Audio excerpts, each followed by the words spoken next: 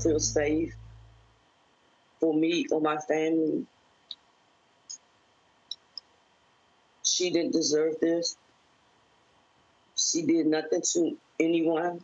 I pray that when they close their eyes at night, they see her face. When they wake up, they see her face and find it in their heart to turn themselves in. Yeah.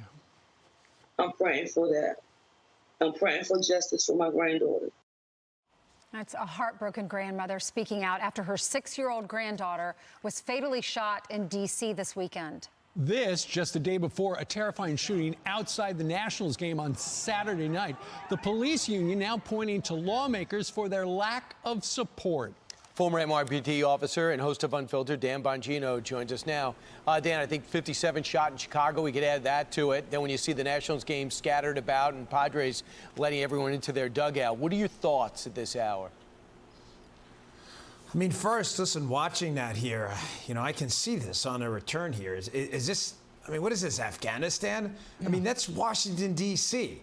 Watch, I mean, you saw what I saw. You look at the imagery, which has gone viral on social media. You're like, what country do we live in? They're running for their lives. The most disturbing part of what's that? Yeah, exactly. The most disturbing part about this story of the crime wave now encompassing large portions of liberal cities in America and other areas as well is guys, sometimes you enact a policy in the government, you're unsure what the ramifications are, whatever it may be, a tax cut and you know, printing money, inflation. You're not sure. You find out later. You do research. What happened after the tax cut?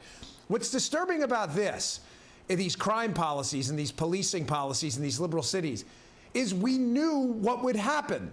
In other words, we've tried this before. Yeah. Let's get weak on crime, let's let criminals out, let's attack the police and not empower them to do their jobs.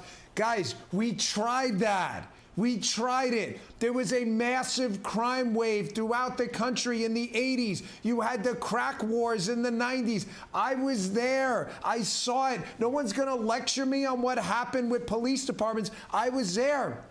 I also saw the renaissance in policing when Rudy Giuliani got into office and implemented different policies and said, we're going to start now enforcing the law. Today's the day, no more, not today, not tomorrow. We're going to clean this city up. And look what happened. So you have to ask yourself the common sense question. If they knew the results would be body bags in their streets, then what does that say about the people in charge of liberal cities? Yeah. I mean, that's a serious question. They knew this would happen, and they did it anyway.